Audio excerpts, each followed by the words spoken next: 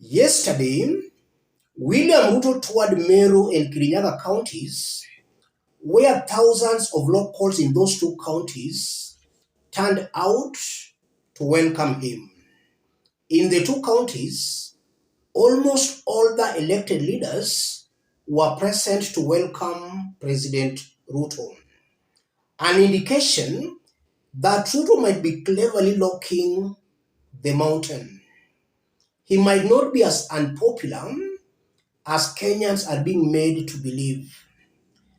While in Meru he made some remarks that I consider a serious blunder, remarks that if he goes on to actualize, then they might backfire on him. But before we have a look at that, let me start by saying this. I'm seeing some Kenyans complaining that William Ruto is buying people to attend his rallies. That all those attending William Ruto's rallies are people being paid or being mobilized to attend. I still maintain that it's not about whether the people are paid to attend or not. All politicians do mobilize people to attend their rallies. Before Rigathi holds a public rally, he normally mobilizes people to attend his rallies. Same to Kalonzo or to any other politician.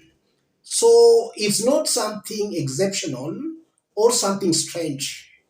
If William Ruto is paying people to attend his rallies, that's how these Kenyan politicians normally mobilize. Rigathi has done that severally, same to Kalonzo Musyoka. It all depends with your pockets. If you have enough money, then you will do more mobilization than your political opponents. And that's why, again, money is an important factor in our Kenyan politics. You must have money to play politics in Kenya. Ruto, while in Meru, had this to say. Ruto hints at plans to bring back Linturi and Munya to government.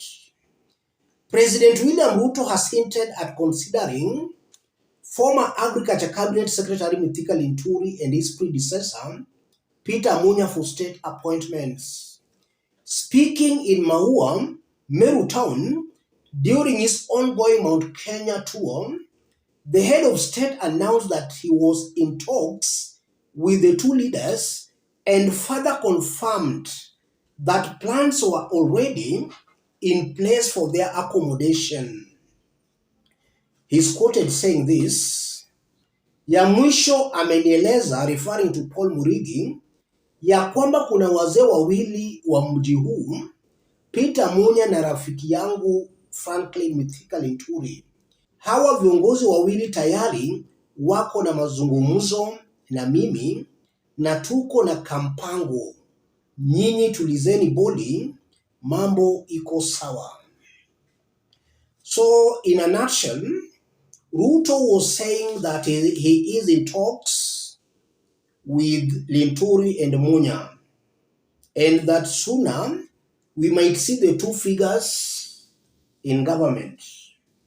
He was responding or answering a request by Igembe South MP Paul Murigi.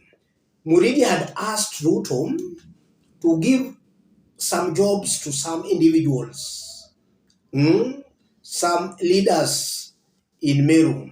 So Ruto was just responding to the member of parliament. In fact, even before the Gen Z protests, Kenyans were already tired, fed up of Mithika Linturi. Under Mithika Linturi's watch, Kenyans were sold to fake fertilizer. Government selling Kenyans fake fertilizer under Mithika Linturi's watch. Mithika Linturi, while he was being vetted, he admitted in broad daylight that he had over 34 cases in court, some even rape cases. And if you look at the individuals William Ruto appointed in his government, Mithika Linturi was among the most incompetent individuals who Ruto did appoint as cabinet secretaries. And now here, Ruto is promising to bring him back. I want us to dig deep into this for Kenyans to understand exactly what all this means. If you are watching us but you have not yet subscribed, subscribe, give the video a like. Let's proceed. This is a serious blunder. If William Ruto goes ahead to actualize this, then he might be going against the grain. Immediately William Ruto came to power, he made so many blunders, but Kenyans were quiet to a point. We had what we called the Gen Z demonstrations, in that William Ruto was making blunders, Kenyans were complaining, but William Ruto was not listening.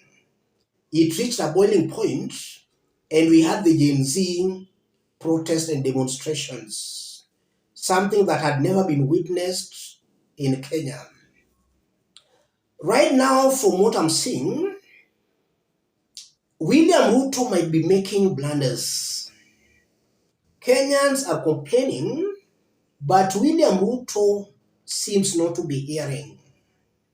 So as time goes by, William Ruto might continue making these blunders to a point Kenyans again might one day rise against him. Something similar to what we saw last year in June. If William Ruto brings back people like Mithika Linturi, somebody who clearly failed, if he brings such individuals back to the government, I know he will not stop with Mithika Linturi, but he'll bring more. Already there are some individuals who Kenyans rejected. William Ruto has brought them back in his government. And if he brings back Mithika Linturi, he'll bring more and more. So we'll end up with a bloated government, a government full of incompetent and corrupt individuals. And this might lead us to another possible demonstration or a revolution, something similar to what we saw with the Gen Z protests. William Ruto should not assume that things are back to normal. These actions he undertakes are angering Kenyans. The anger is boiling day in, day out, and that anger might reach a boiling point. And should it reach a boiling point, it means William Ruto and Raila Odinga will be rejected together. And should Ruto and Raila be rejected together, then I don't know who now will save Ruto. I don't know whether he will go for Kalonzo or for Rigathi Gachagua. But in the event Kenyans take to the streets the way they did during the Gen Z protests, it will mean it's a protest against Ruto and against Raila Odinga. Ruto will be in a very hard place. So it's important for the president to avoid such open blunders. People who have clearly been rejected, people who themselves have confirmed that they had some corruption cases and some cases in court, Ruto should just forget about such individuals. And he should work towards having a lean government than a bloated government. Corruption in Kenya is still rife. In fact, according to Auditor General's report, Kenya has been losing about a third of its annual budget to corruption. And with these corrupt individuals Ruto is bringing back to his government, that corruption levels will clearly go up. Let me stop it there, ladies and gentlemen.